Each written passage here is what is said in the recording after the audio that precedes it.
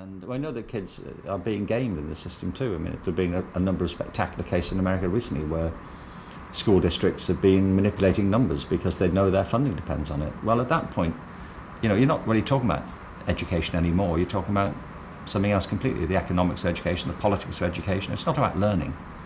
So I'm not against testing insofar as it's a genuine aid to learning and accountability.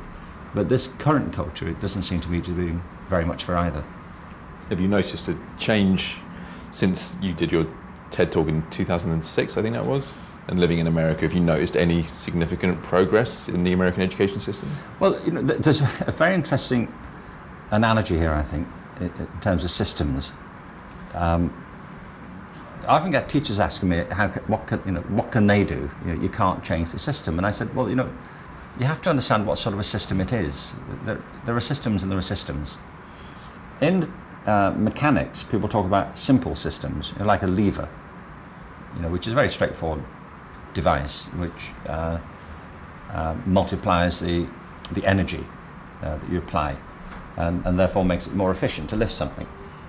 That's a simple system. Then there are complicated systems like aeroplanes, which are made up of all sorts of simple systems, and they all work together and do something rather complicated. But education is not like any of those things. It's more like a biological system. In biology, people talk about complex adaptive systems. And what they mean by that is that living systems are constantly changing. They're adapting to their situation, and they're affecting the environment that they're adapting to. That's the ecological principle. And there are all sorts of interactive pieces of the system that are influencing each other. So they're complicated and they're adapting. And education is like that because it's a human system.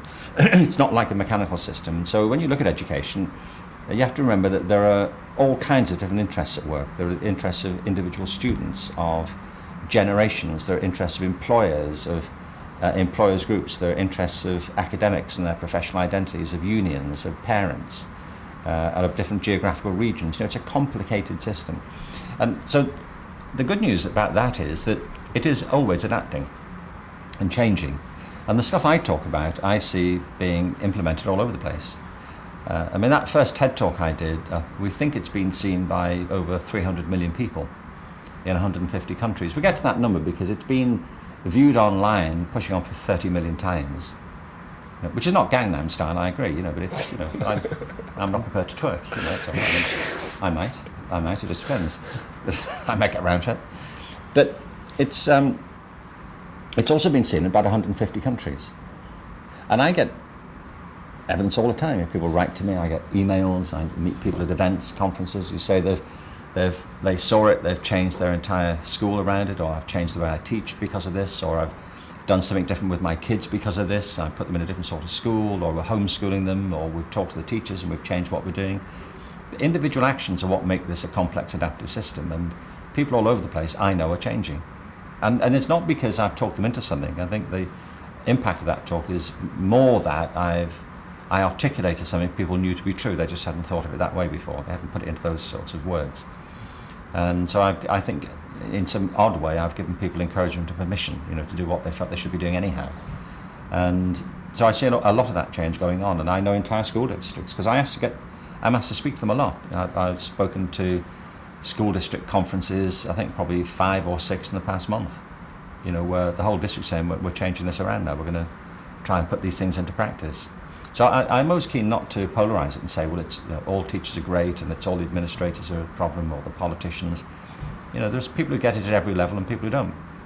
But it is evolving, and I think it has no alternative but to evolve, because it's a bit like the ecology movement. That on the whole, people see there's a sense in this, and they're worried about their own future and the future of their kids, and they start to take individual action. And as I said at one of the other TED Talks, if enough people move, that's a movement.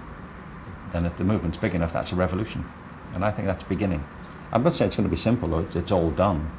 I don't think it will ever be done, but I do see movement, yeah. So you see a hunger for change within the establishment? I do, not all of them, because it's another way in which education's complicated. There are people who think it's fine just as it is. They think this is great. They think they come from a different ideology about education. I always have to bear that in mind. You always think of your own views as plain common sense. But other people who have divergent views think they're talking common sense too. So there are malign forces here as well. I was keen to acknowledge that. It's not all people acting out of the public good. There are huge commercial interests at play in education. It's like with the drug companies. The scientists may work out the very best of motives, but the profit motive means that for drug companies, there's a lot more to be made from sustaining a disease than curing it. It's like depression. Nobody's seriously interested in curing depression. If people could take a pill to stop depression, I think it would be taken off the market within a week. It's much better to be selling people that keep them kind of dopey, or in a state of tolerance for a while. I'm getting off my beat a bit here. I'm just saying that